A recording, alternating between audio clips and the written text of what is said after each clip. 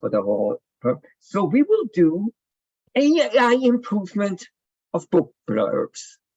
And you obviously have to be an AI to do that, which is why because only AIs can pronounce this correctly, because they can say two I's simultaneously. I can't and Audrey can't either. But so that's what we're going to be doing. And we're going to actually be using Audrey's blurb for this. So Audrey, take it away. Oh, you want me to read it? Yes. Okay. All right. I wrote this yesterday. AJ Silver's teenage brain picks up others' random thoughts like a broken antenna. Overwhelmed one day at school, her malfunction is exposed. You changed that word, didn't you? No. Oh, I don't think I wrote that. Her mom sends her to a place called the Temple, located in the middle of the Amazon rainforest and run by her grandmother. In this remote place, they teach people to control abilities that the ordinary world would lock them up for. AJ only wants to live like a normal person, but with lives on the line, can she use the gift she shuns to save others? Okay, so we are going to try to improve this blurb. There is, of course, the question, what is a good blurb to begin with? There is no agreement what makes a good blurb. But there are different schools of thought. And so we're going to see what the AI does and what humans do. And we will start with a few basics. Now, we're just going to go through 2 rounds and do this fairly quickly. I've prepared things ahead of time.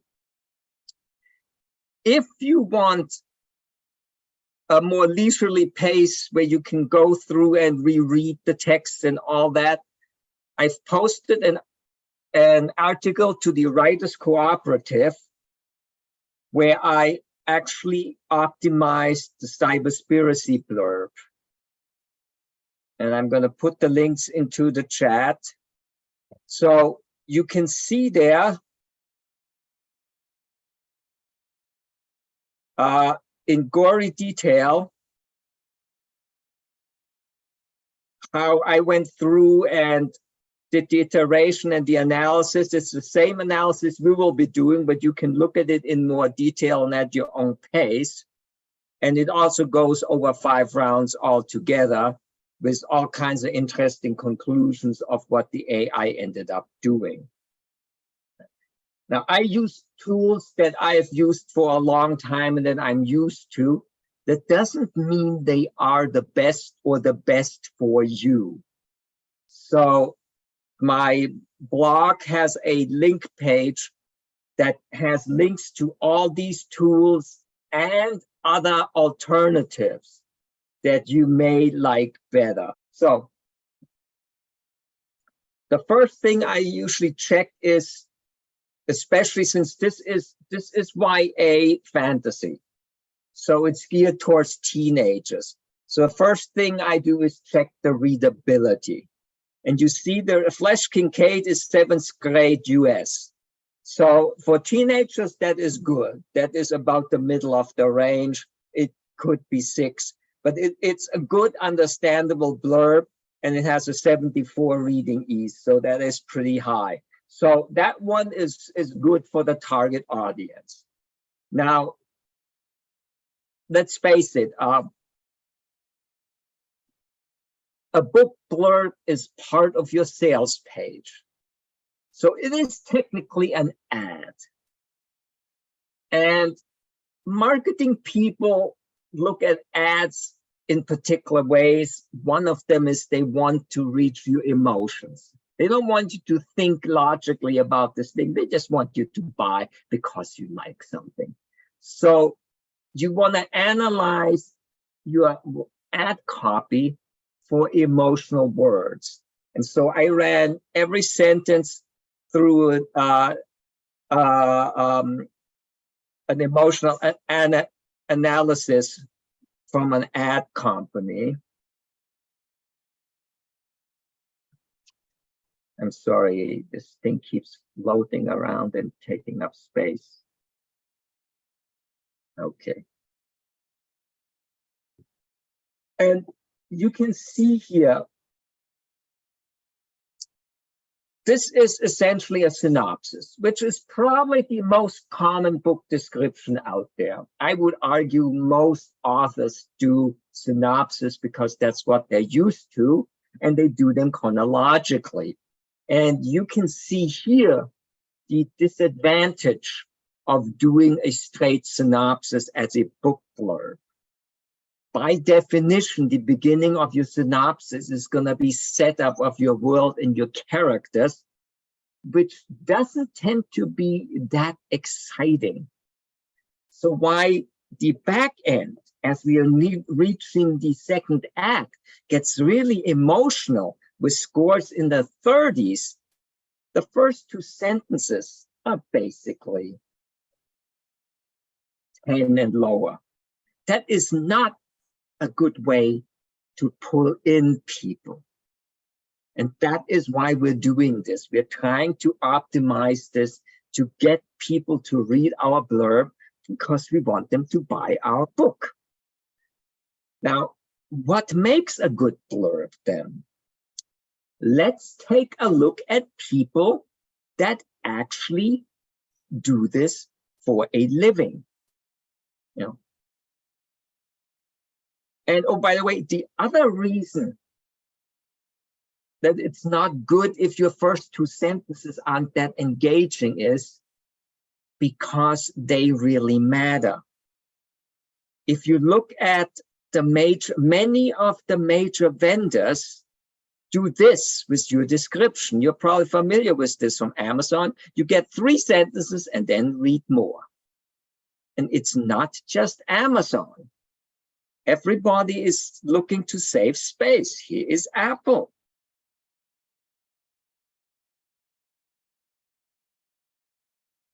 Apple Books, same thing. 4 sentences, more. Here is Google Play. 4 sentences. And other big sites do the same thing. Here are the main library sites. Overdrive. 5 sentences, read more.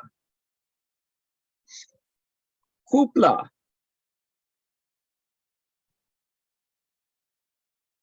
4 sentences, see more. And Amazon, in fact, says, according to their own data, 80% of browsers never click read more. 4 in 5.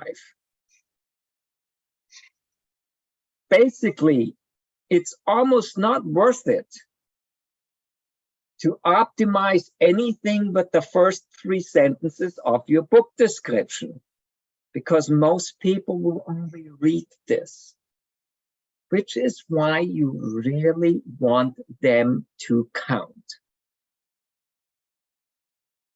And so people that have a marketing department, like the books on the category's bestseller list, they don't usually start with a description. You can see here, this is the current top seller in YA fantasy. Rebecca's got a hook in bold, set off from the rest of the description. And it's a classic hook, same one that a company like Best Page Forward does. In fact, this sounds just from the format like the log line of a movie, so it's possibly written by log line, but it's a hook. It is not chronological.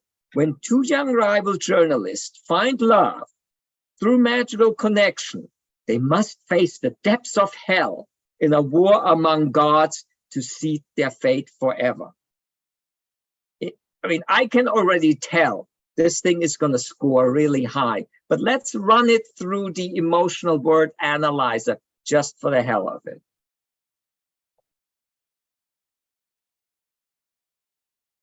Oops. Wow, I'm shocked.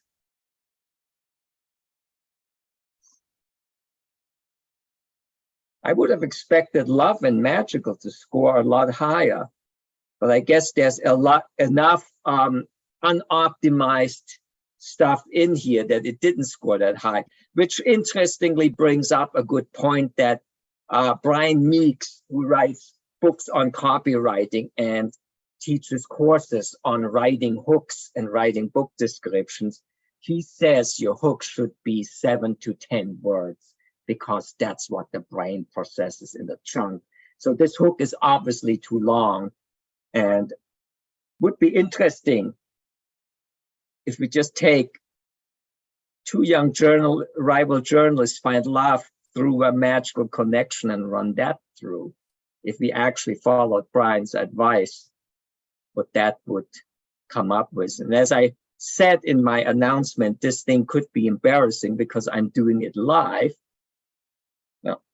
So you see, that portion is 20%. So it's the back end that is dragging the sentence down.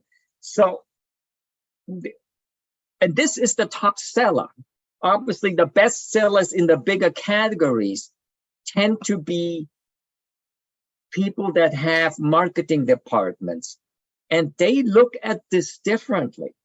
They use these precious 3 and 4 lines that when the sites give you above the fold and put marketing stuff in there, an engaging hook.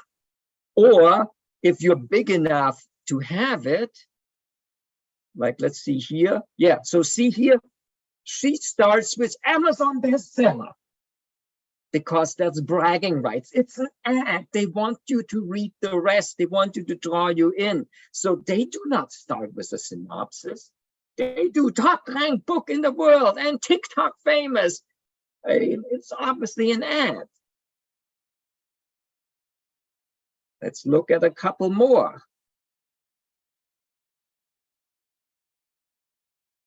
Same thing, instant #1 New York Times best-selling series. They do not start with the description. They start with an ad. And you will see that in a lot of the top-selling books. Now, this one is the exception. This one, you could argue it starts with a hook, but it's so long that it's part of the description, and then it goes into more description. But take a look at the title. This is a Harry Potter book.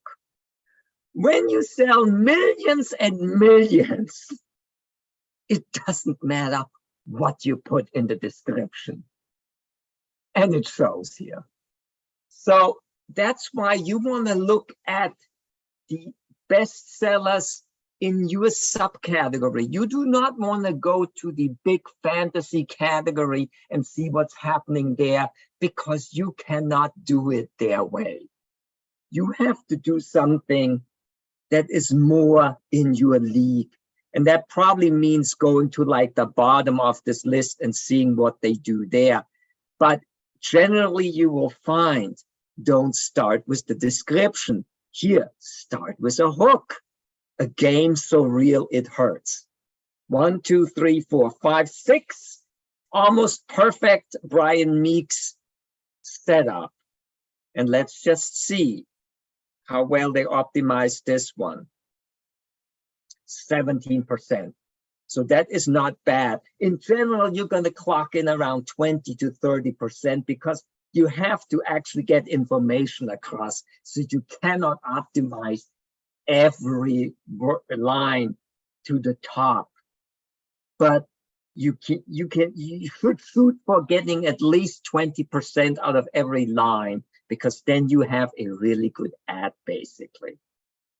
And just to show how this works, I actually have Christine's blurb here, and hers was done by Best Page Forward, which is one of Brian's companies, because essentially his is a marketing company. They help you, they have a whole program if you wanted to join it to optimize your entire sales page, and everything comes together. They actually, I believe, still have a promo going that he'll probably talk about on Wednesday, where you can get a blurb, you can get the ad copy, you can get an optimization of your entire sales page all in one package. So, and part of that is he'll write descriptions for you. Well, his crew does, he doesn't do it himself anymore. They've done over 1,500 descriptions. They have a template they use that they found successful, and then they optimize the hell out of it with you. So this is the first draft, and it's already gone through 2 writers. Then they'll get your feedback, then they'll optimize this again. So let's take a look at how this one fared. Now, this is adult psychological thriller. So this is more elevated. People that reach psychological thrillers, they want more elevated language. And you see the Flesh Kincaid is 9th grade. This is probably not the best description for YA, but it may work for psychological thrillers. And look at the emotional score. The opening sentences, nothing under 20. And you notice he uses the same Brian Meeks approach. The first sentence has a whopping 5 words. He just hit rock bottom. That's obviously the hook, done short and highly emotional, 25% score. This is the highest scoring hook we've seen so far, just to point that out. 20% is pretty good in this game. Now, he always does this 3-sentence paragraph thing as first paragraph. That's just the template. Brian Meeks says, put the hook standalone. Try out what works for you. But you notice they optimized it to the hilt. Then they followed it up with a 30% sentence. Now, you have to do the world building, the description eventually. So there is an 8% sentence in there. I don't know if they could have gotten that any better, but it contains the word lawyer, which probably dragged the whole thing down threefold, which also then shows in the overall score on average. But you see then he follows up the rest, 38%, 26. They really optimize this. These are pros. They know how to do this. Now you can do this for yourself with the tools I'm showing here, but you have to understand this is what we're trying to do. And we want to see, can ChatGPT match something like this?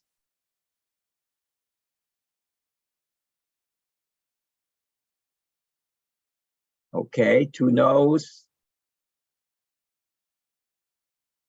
Everybody else still trying to find the reactions button in your toolbar? Okay, 3 no's.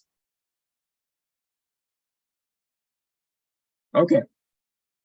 So you probably heard the hype about ChatGPT. It's a large language model that basically tries to guess what the best word combination is for any given task. And it's got over 100 million users in like 6 months. Until Threads came out, it was the fastest growing app on the internet. But it is just an artificial engine. It does word stuff really well. Now, the same company puts out DALL-E, which does image stuff really well. But it is a generalist. It doesn't really know what a book blurb is. It is not optimized for that. However, what ChatGPT did, and other companies have already played in this space, and you can use their models, they made a programming interface available. So there's a whole cottage industry now that's sprung up that does add-ons and front ends for ChatGPT. And so Kindlepreneur did a front end that is optimized for book blurbs. And again, the links are all on my link page. They have a book description generator that previously was used to create formatting for the book description. Now, before Amazon put the WYSIWYG editor, where what you see is what you get, into KDP, where you had to actually type in HTML, you could come here, put in your book description, it would add the HTML, convert it to code, and it would create code for Amazon, for Barnes and Noble, and for Kobo. And that, of course, also works like Apple and other sites, because they all support bold and italics usually. And what they've now done is, once you've done your book description, you can push a button and they'll send it to ChatGPT. And they'll send it to the latest and greatest version, which is only available in subscription plans, high-end subscription plans. And so they'll tell you before they'll send it, look, this costs us money, so don't abuse it. But it is presumably optimized for book description, because you may have also heard that the hardest part about ChatGPT is writing the correct prompt to get it to understand what you want it to do. So they've done all this for you. So at first, we are going to send Audrey's book description to ChatGPT through the Kindlepreneur interface to see what that will do. Now, the downside is we don't have any control over the prompt. So we cannot fine tune the prompt afterwards, but it will get us started really quickly with the latest and greatest. And as you can see here, it's doing some cleanup of the book description. And now we could actually then go through and do things like bold if we wanted to. But as I said, we're not going to deal with this here. We are just going to go straight to the AI. And again, they need to build a prompt now. So they are obviously sending the genre down as much as they can. And this is a little break thing in there to, again, slow you down so that bots can't just fire off book descriptions left and right. As they said, it costs them money. And here is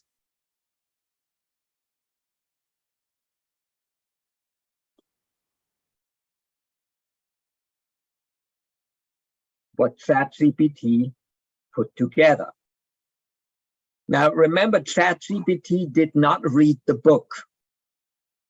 You can get it to do that with some technical trickery, but it's not trivial. And who knows what it will actually do with 80,000 words. So what it does is it takes what you send it, looks for other data on the internet, and then tries to make something better out of it. A lot of it, what it probably does is it just uses copy, write a list like we did in the analysis we did, and tries to optimize individual sentences. It does a lot of word substitution to make things better. Let's take a look at what it actually got. Oh, sorry. Yeah. As I said, this may be embarrassing.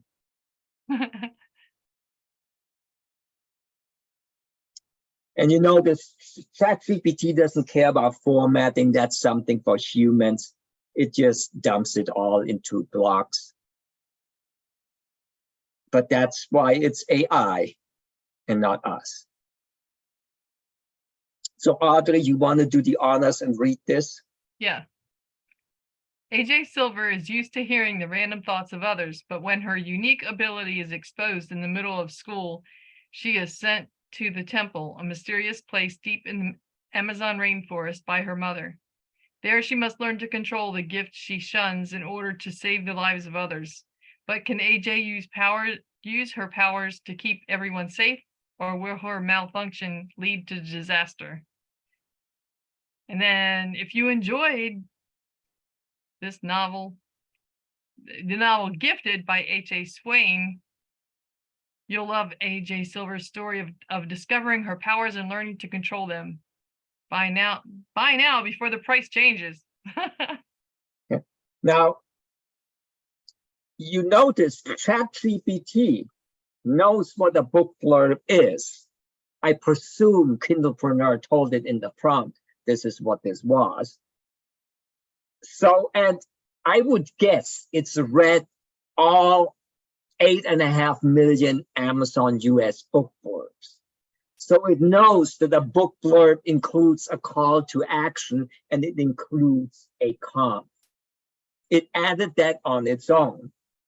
So you can see that at least the Kindlepreneur version is tuned to how a book blurb works. Now, a book blurb normally has 3 parts: the hook, the description, and then the call to action.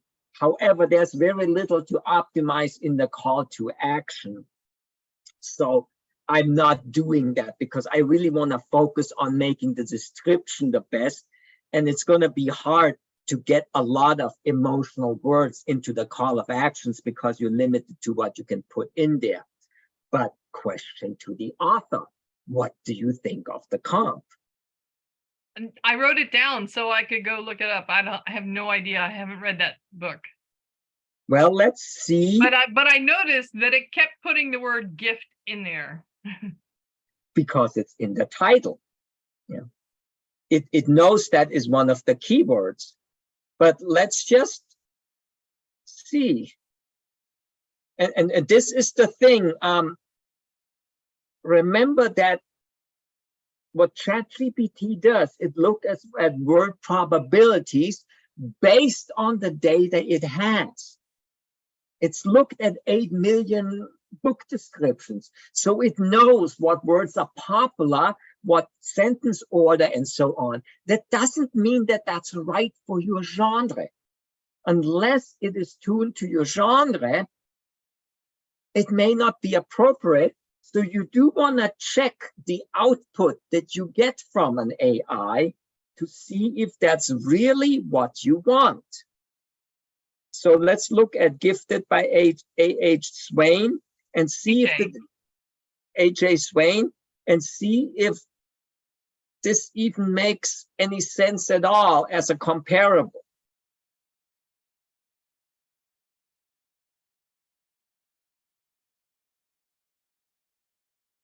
So it's got a hook, thriller, love story, social experiment. Sounds like gift of the gods.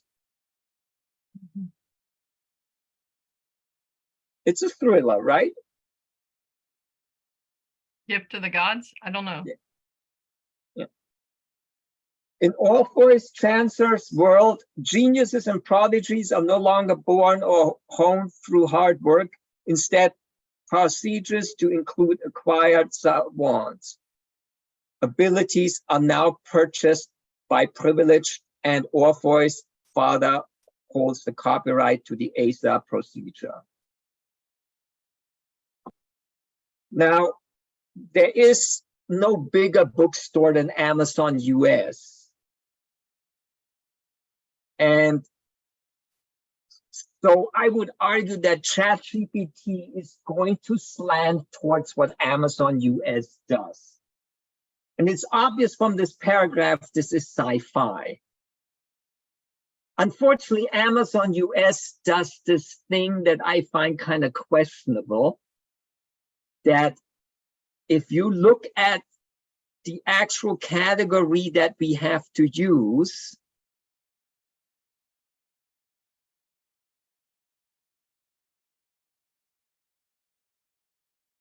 it's science fiction and fantasy, subcategory fantasy.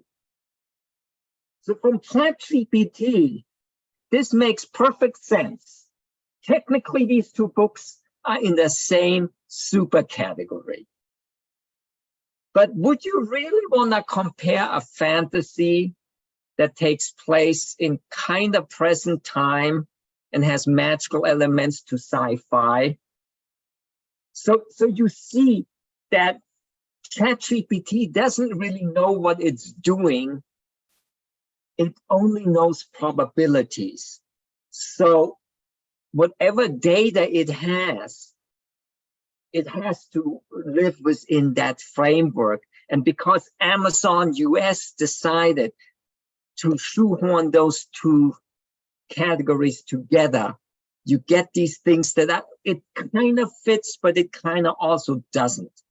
Now, it is an interesting point to start, and you can iterate your way through to others. And if you read my article, you will find that the comps did get better. But you see that the AI is really not up to par compared to, say, a person that actually specifically would know things. And like Best Page Forward, they make you fill out a long questionnaire before they even start on your description, because they need to know what subcategory are you in, where do you think this belongs, what is important to you. And ChatGPT doesn't do that. Now, Kindlepreneur may eventually come up with a front end that does all that, or maybe Best Page Forward will write their own AI front end. But this is the current state of the art. You really need human curation of the results. But okay, we got at least the category sort of right, and it's a bestseller, so who knows, it may work out. But let's see what else it did.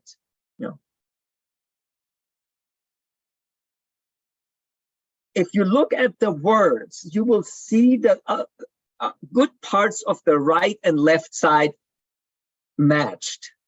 Temple, a mysterious place deep in the Amazon rainforest. What else was it going to do? It doesn't know the book.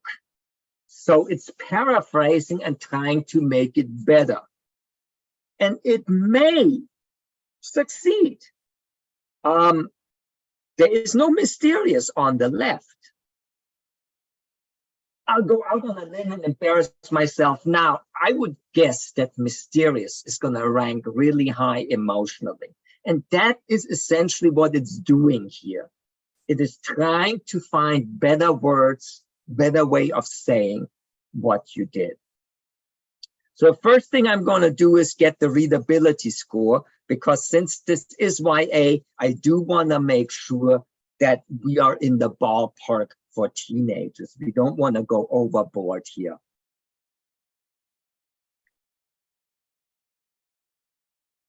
Now, Word, Microsoft Word will do readability scores. You have to run it through a spell check, because that's the only way Microsoft knows to analyze the whole Word. But frankly, any software formerly known as grammar checker includes readability scores nowadays. So AutoCrit, Grammarly, ProWriting 8, they will all do this. So if you have one of those, you can just paste this in and let it give you the readability.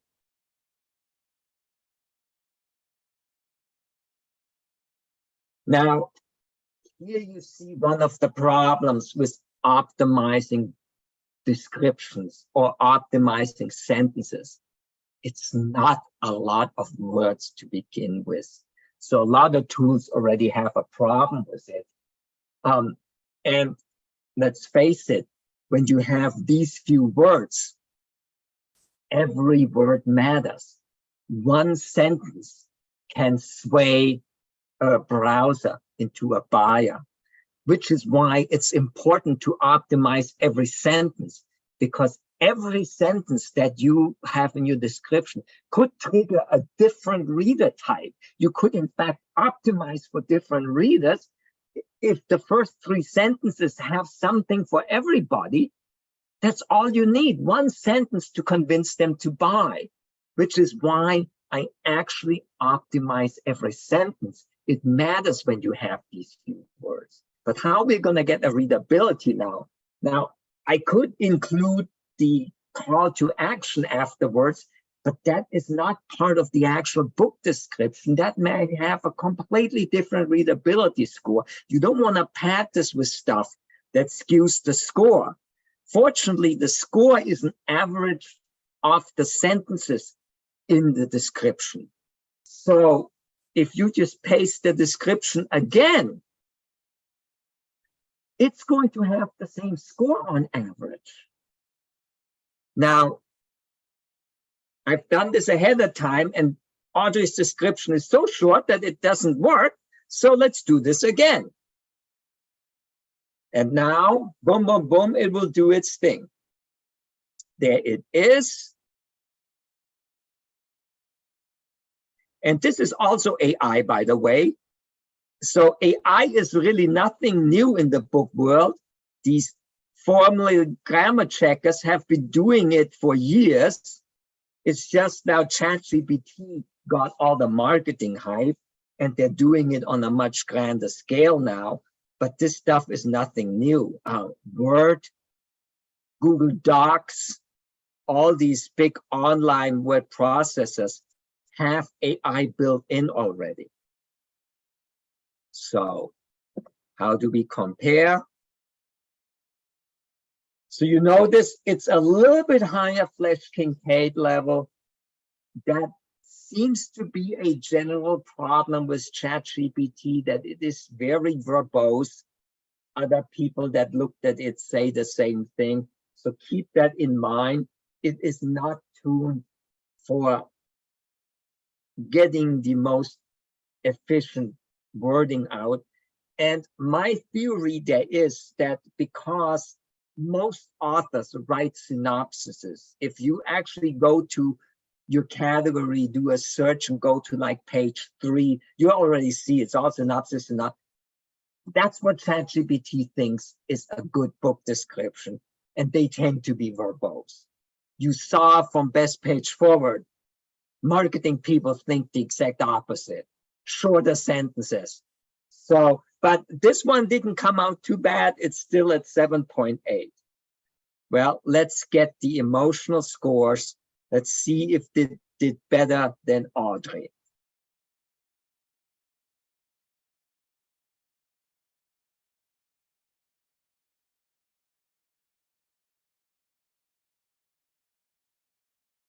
And it actually broke this kind of strangely. Okay, now, none of these big tools will do this on a sentence basis. It's just a little bit too little for them.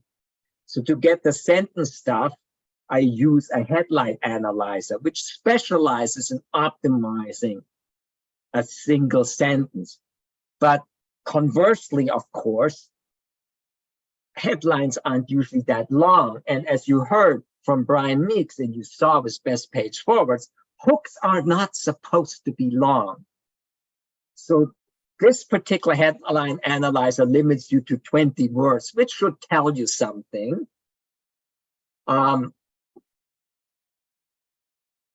Which you also saw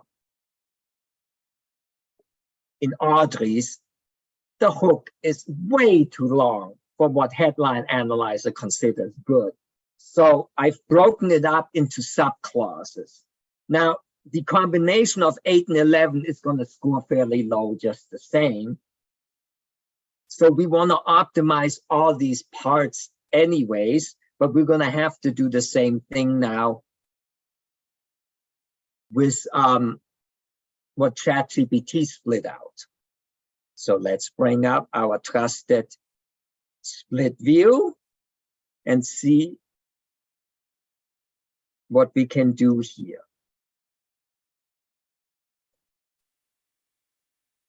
Submit for analysis, 18, not bad. So ChatGPT's first sentence already beat Audrey's by 10 points. It's not at the ideal 20% that I want, but it already improved it. So all the faults, all the problems with ChatGPT, this one already did an improvement for what it's good at, word probabilities and optimizing individual sentences. Let's see how much better it did. And we're going to have to combine this now.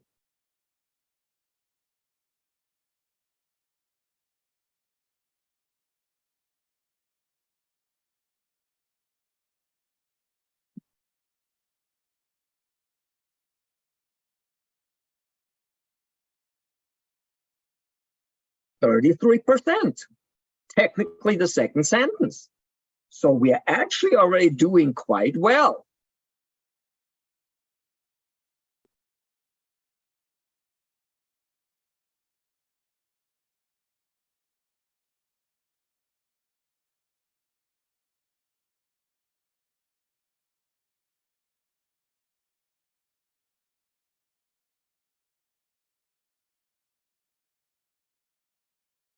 Now, from a marketing standpoint of view, you would probably want to break this up into 3 sentences, but the wording that ChatGPT found is actually pretty good for an opening. It significantly improved the score using almost the same words. And as I said, as I expected, a mysterious place deep in the Amazon rainforest by her mother scored really well, as you could expect.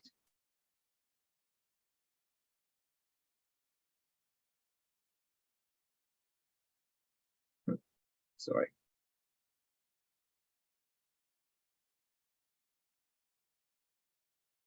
Now, I also noticed this ChatGPT does the same thing that one of the examples on the bestseller list does, is uses this logline phrasing. She must, he must. That is how classical movie loglines are built. And it seems to be what a lot of authors do, or ChatGPT picked up from reading loglines or something like that, but it does that a lot. Which doesn't mean it's bad, it's just an interesting observation. So this sentence dropped to 22. I think there are stronger verbs than must, so it's not my way of doing things, but you know, it's movie industry standard, so, and it did do better than 20%.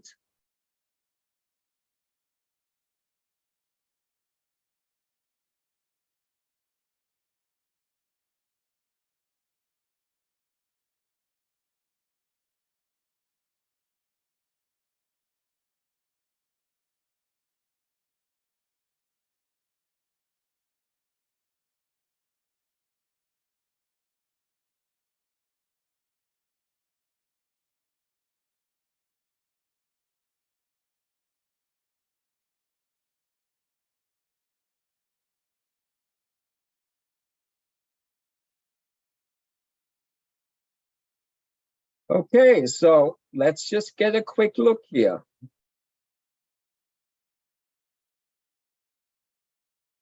So you see that the individual parts scored pretty well, but Audrey did have 3 very high scoring sentences at the end. So the average may come out roughly the same. And I probably should have checked the word count here. Nope, it's 17, so we're good. So let's see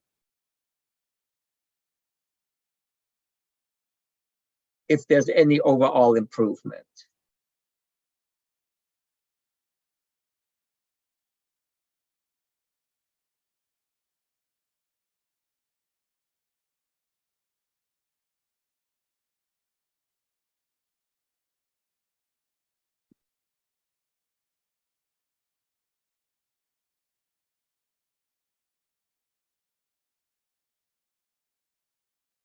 $27.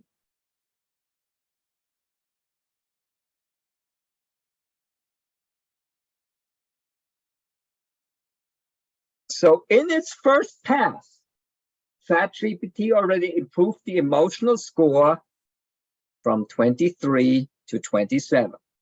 Not bad coming out of the gate. Stuff we can work with. We also got a comp out of it and a potentially workable call to action. If you enjoyed the novel, it's probably not bad as far as copywriting goes. So it's actually done pretty good so far, but it's not really, as we've seen from a marketing point of view, a good way of doing the prompt and doing the hook. So we can try to now see if we can improve this. I'm not going to do this. I'm not going to keep running this through because it takes a long time. I want to show an alternative just to see what it's going to do with that. But again, you saw just even running this through on the kinderpreneur level considerably improved, I would say, the book description. Is it the same as what Best Page Forward did? No. Will you achieve what Brian Meeks recommends? My guess is no. If you look at my article, that was the conclusion, because there's just too many book descriptions on Amazon that are just straight synopsis. So I've been so far not able to convince ChatGPT to actually write short, readable sentences.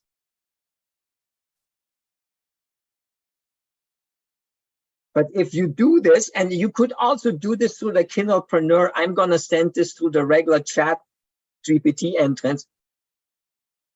One of the problems with using ChatGPT this way is that it doesn't know your book. It's guessing. And unless you give it additional information, it may not make a good guess.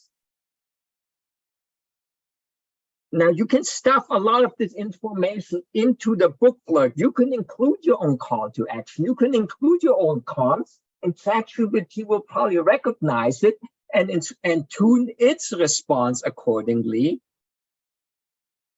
Or you just use the general ChatGPT function and give it all the information. Now, giving it the title and the author isn't going to do you any good if it's a work in progress. But ChatGPT has read large parts of the internet. Oh, Audrey did a public reading. Actually, 2. Now, chances are ChatGPT didn't read those because they're videos, but they contain a description, they contain keywords.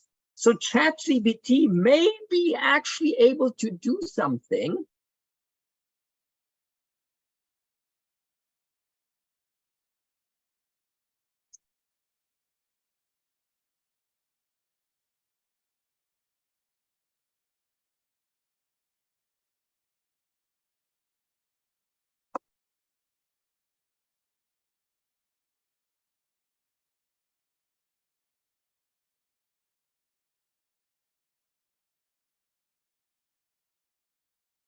So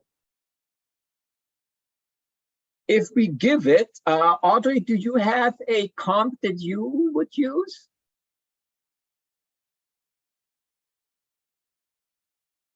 I don't. Okay. So then we will just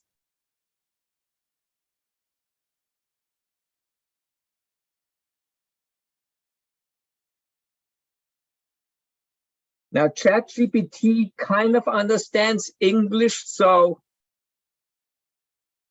we will try to make it as understandable as possible, and let's see what it produces.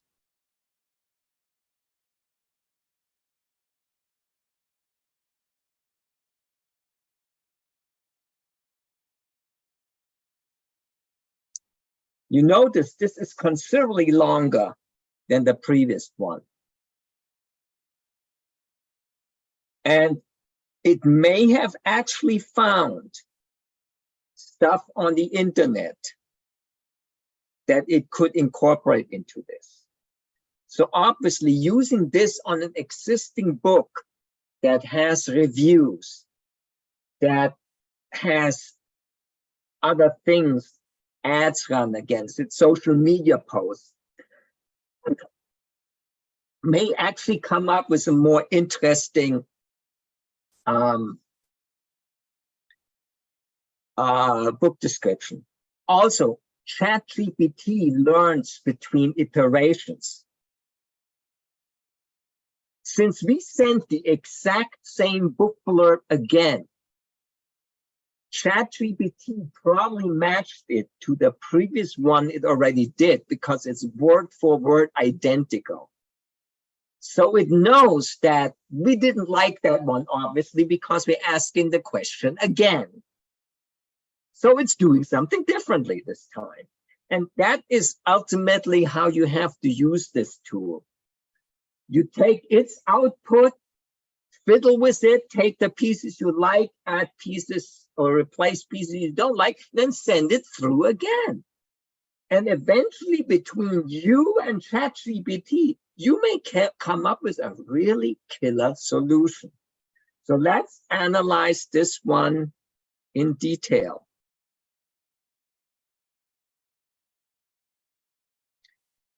Do you want to read it, Audrey?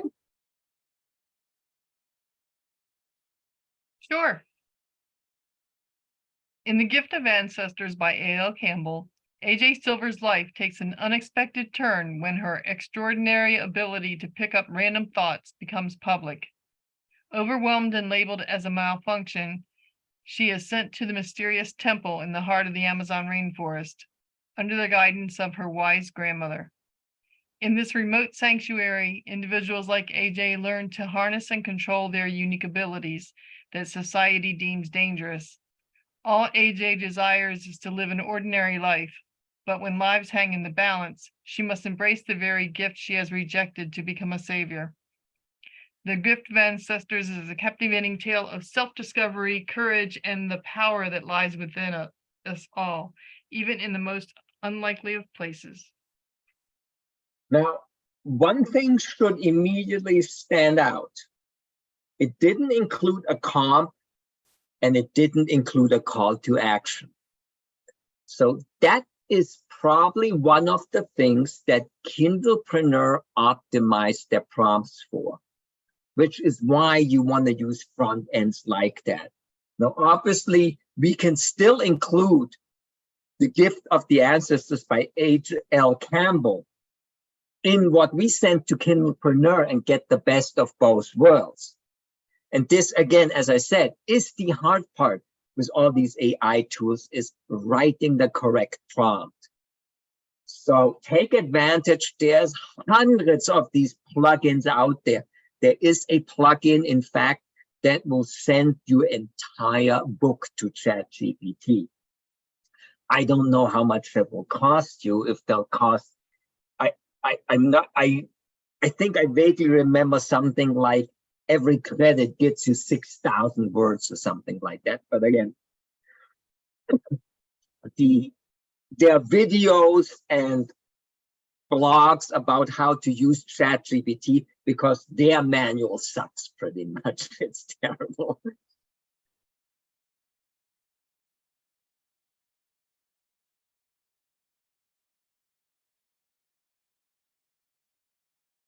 Twelfth grade Fletch Kincaid reading level. So again, this has been my experience. This is what ChatGPT sees out there. So it does that. But I would argue 12th grade reading level for a YA novel for teenagers is totally inappropriate. Just because 8 million authors do that doesn't make it right. So you can use your own best judgment if you want to follow what everybody else does or what people like Best Page Forward and Brian Meeks do. But I would not use these long sentences personally, especially if you're writing YA. But that is what ChatGPT will do.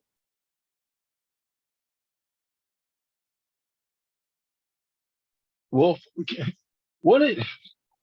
you know, you hear all this stuff about Hemingway wrote it, this 5th or 6th grade thing, and then you're talking about what is the standard for just an average adult novel? Or do you know one? I mean, is there one? Does it Publisher, vary by genre? it absolutely varies by genre. So no discussion, literary fiction is going to be way up there. For genre fiction, most publishers at this point recommend fourth grade reading level. This is partly a function of the digital age, social media culture, that attention spans are so short that unless it's really easy to read, you'll lose a lot of readers. Now, this may sound like you really have to dumb it down, but the point is, and we can actually see this here, the readability is not a function of the vocabulary per se. The readability is a function of sentence structure. If you look at the 7th grade one, it has 4.2 characters per word.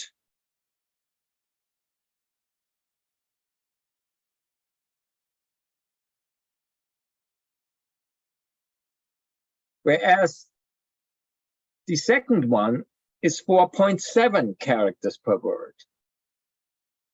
And the sentences are considerably longer.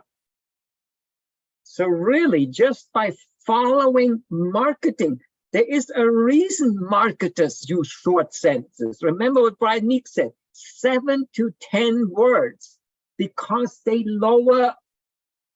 increase the readability, they lower the grade level. Just by breaking things up into short sentences, making short hooks like Brian Cohen did, Best Page Forward did, 5 words, 10 words, 7 words in the first paragraph, the readability plummets without changing the vocabulary. So while you may still want to do your book the way you want to do it, the important takeaway for the book description is that it is an ad, it is copy, it is advertising copy.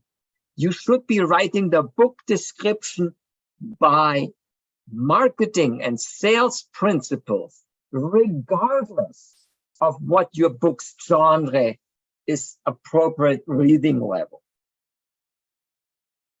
I would write for 6th, 7th grade book descriptions regardless, because it is not the same thing. It is an ad. And going back to the first, remember, 3-4 sentences that really matter. The stuff you see here, this is an ad. This doesn't have to follow. And in fact, if you think about it, the hook and the bestseller status and all that will never follow the voice of your book, because that's not the point here. The rest of your description can follow the voice of your book. The first few sentences are an advertisement. Write it like an ad. And there I'll go with what Brian Meek says, 7 to 10 words per sentence, or at least per subclause, per idea. But it is an ad. Always keep that in mind. So that goes back to, your book has to be appropriate for the genre, and a book description has to be appropriate for its purpose, which is not genre related, but advertisement related. That is my theory to this. And ChatGPT doesn't know that, because it only looks at what other people do, and most of the book descriptions out there are synopsis with long sentences. I would bet you, if you look in your own genre, once you get past the bestseller list, that's how most of them will look. It's just the way authors do it. Okay, this is 18 words, so we're good with that one.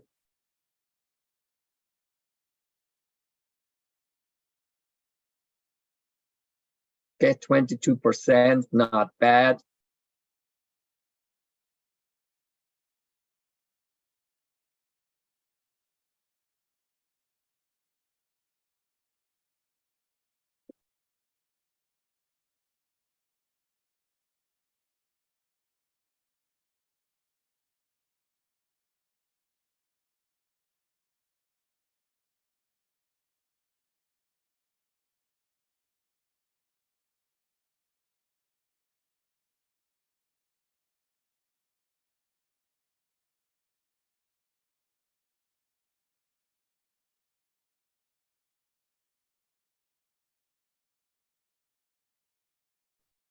Now again, word choice wise, we're not doing too bad.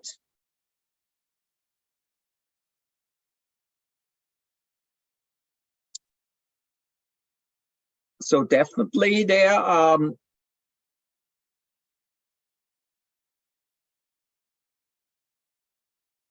ChatGPT does know how to optimize sentences. Probably too short.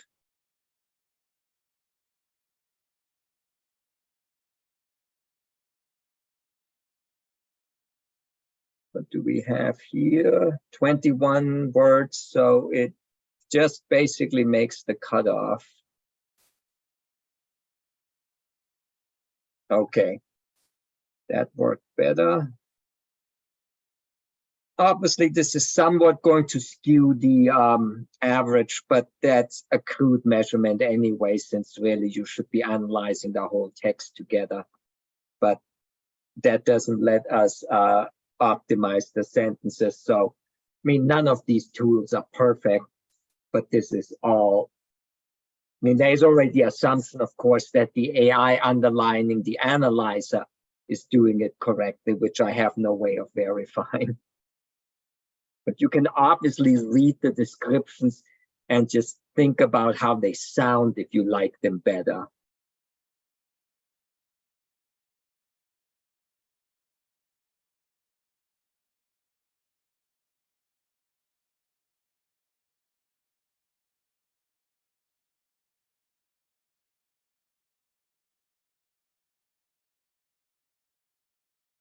Wow. 53%. High scoring sentence so far. Sanctuary probably contributed. Learn, not sure. Harness. Unique probably. Abilities. Society. Dangerous. Dangerous probably. And again, you see here that emotions doesn't mean necessarily good feelings. It can be scary, it can be exciting, it can be sad.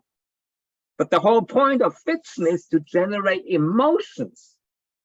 So as long as the words carry a lot of emotions, that is good. And ChatGPT got a sentence here that achieved 53%. Would you score it that high? Don't know, but that's a pretty good sentence to work with. And I may even let that stand in the middle. I wouldn't use it at the beginning because there I would want shorter stuff. But that is an incredible score for a sentence. Okay, it did okay, 22%.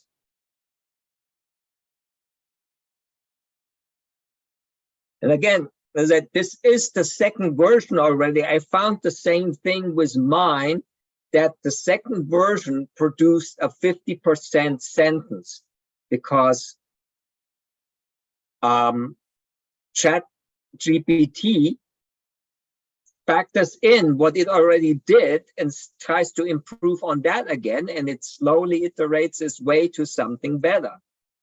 So running these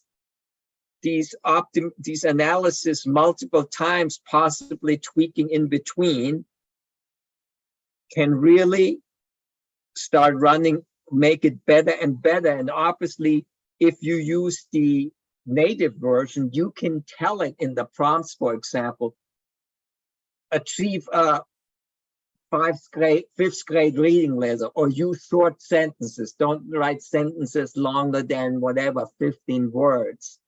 You could fine tune it a lot more. That doesn't mean that ChatGPT will do it. The more complex the prompt gets, the more likely something will go wrong. It will start misinterpreting things. But you can at least try in that version. Obviously, that doesn't work with the Kindlepreneur front end.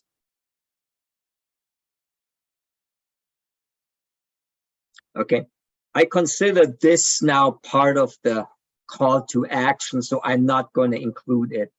It really doesn't talk about the story anymore, but it probably would score fairly high with things like courage and power that lies within all of us now. But let's see how this one did overall. And I mean, just looking at the numbers, of course, this one is going to score, whoops, much higher than the other ones.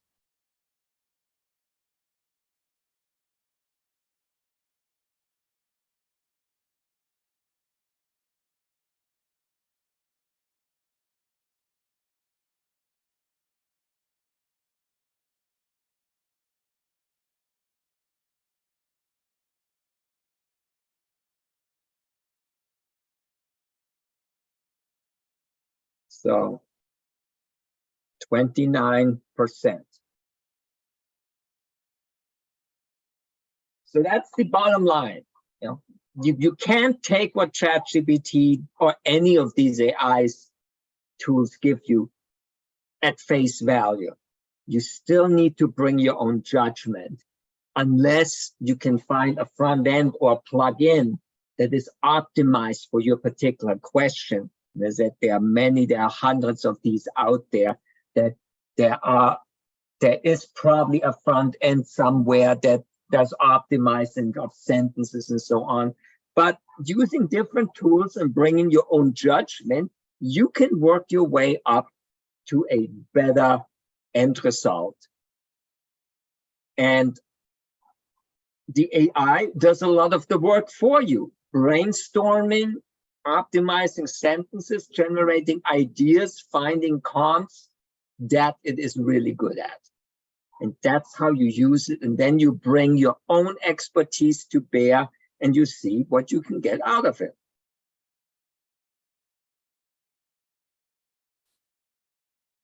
So Audrey, are you happy with this version? Yeah. Okay. I just wanted to make a comment. I thought that was excellent. I've heard so much about ChatGPT and I haven't had a chance to look at it. So that was great. Thank you.